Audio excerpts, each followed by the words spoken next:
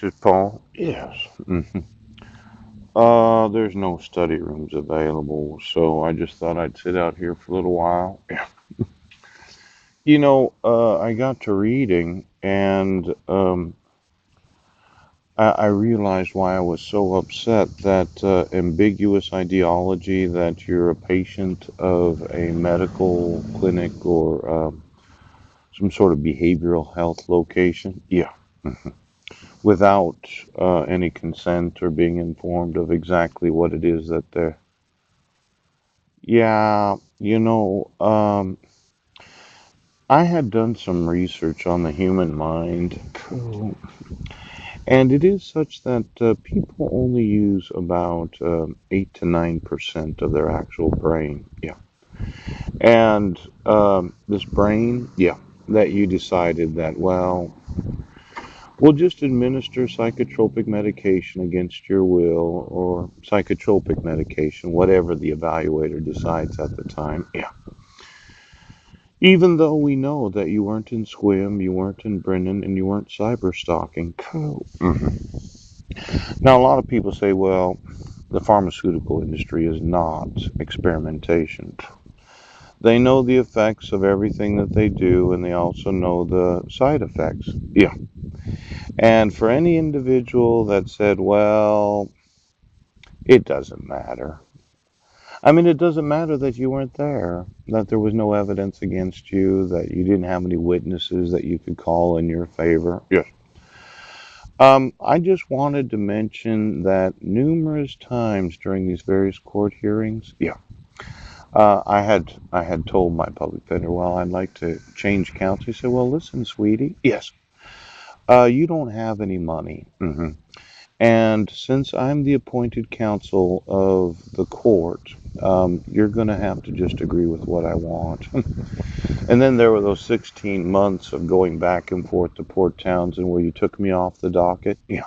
And you called me 20 minutes before the court hearing the next day. Poop. And then you obligated me to have a 1077. And then Judge Landis didn't really get the file. I mean, you put it in her file, but she didn't have a chance to read it. Poop. The one time I did actually step in, yes, was when you were going to ask Judge Landis for a court ordered involuntary admitting of myself to Western State Hospital. Now, if we went through all the court proceedings that I've been in since the arrests, the actual audio and video of everything that I've experienced, yes, and then the number of emails that I've sent about, well, um, I wasn't in Swim, right, and I wasn't in Brennan, yeah, and I wasn't cyber stalking. I was emailing law enforcement that you had issued fraudulent court orders, and you, the court, said, well, we're the master race, and it's too bad you don't have any money, Mr. Homeless Man, right now. You know, um, just thinking about uh, the whole idea of the human subject research, yes. Um, Various organizations created guidelines for the use of pharmaceuticals, yes. And the first line of restoration was the evaluation when I go to a mental health facility. Yeah. But before I go, I wanted to make sure that I documented that there are certain problems with all of this. Yes. See, the subject has not provided unambiguous consent. Being ambiguous means that you designated a mental health professional, yes, without my unambiguous consent. See, the question was he able to stand trial? Now, there was a second individual that, well, did a mental health evaluation a little different than the first person. Oh, and he wanted to know, did I know the names of the last five presidents? Now, I think today's president is Donald Trump. Is he still in office? Yes. Then it was Barack Hussein Obama, George W. Bush, yes.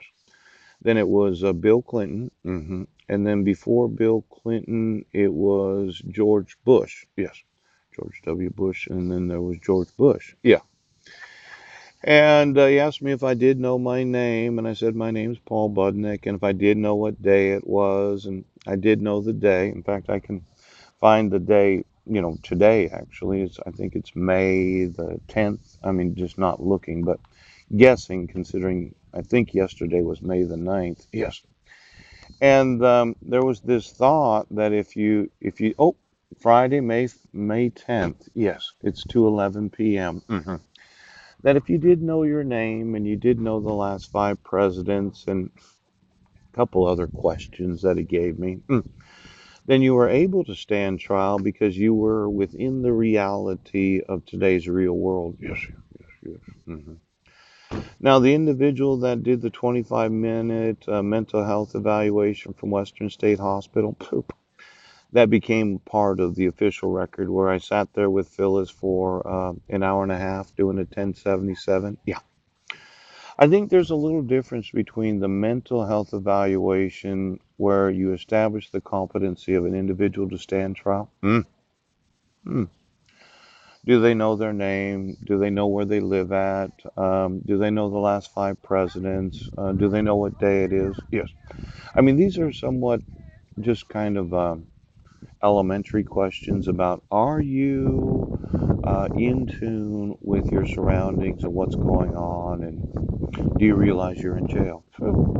Then there's another mental health evaluation where the person actually doesn't know any of the current events. Yes. They don't know their own name. I mean, they have multiple names. And then there's a thought of, no, I don't know what day it is. I mean, what's it really matter? Does it really matter what day it is? Yes. And I think that the 1077, as defined in the RCWs, is really for an individual, yes, that once established that they're not competent to stand trial because they don't know what's going on. I mean, they're just completely out of it. They're in their own headspace. They're just up there in the clouds by themselves, just kind of worshiping the world and anything in it. Is a little different definition than really what the law described. Oh, now let's say you had some evidence against somebody, guilty or not guilty, and they were uncooperative. They're like, "You're not going to tell me what to do, okay? I don't have to go to trial." No, argumentative. Yes. One day they're way up, and one day they're way down. They call themselves by various names depending on what day it is and what kind of gym socks they're wearing. Yes. Now, since we've got things confused when it involves the law. Yes. Um, there's approximately 92 to 91% of my brain that I'm not actually using. Yes.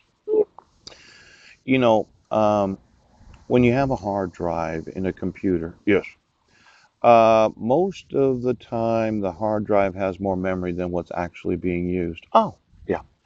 Now, you remember that encryption software? Yes. And I asked you to look for those documents yesterday? Yes. Could you get me the amount of hard drive that is actually not in use? I just want to know the hard drive that's being used that happens to be the encrypted documents. Well, we were working on this whole idea of ransoming the United States of America. Yes. Just go through each and every hard drive of every oath, badge, and attorney, every civil rights coordinator, and all of those that are legally liable for the actual enforcement of the laws. I just need to know how much of their hard drive they're using, yes, and how much they're not. Yeah. Now, there has been a lot of experimentation on the human mind. Yes. Yeah. And it could be that there's some backup memories in my own brain that were partitioned off from my conscious mind being able to access. Yeah. See, my thought was if you were in technology and you really wanted to use the brains of the world, well, you'd always keep a backup copy in the actual location of the brain of the individual that you wanted to use the memories of. Yeah. Yeah. So I just need to know the amount of memory that's available in the rest of the brains of the population that You didn't just kind of slide some extra memories in there so that if you ever had to put them back, you could just do that.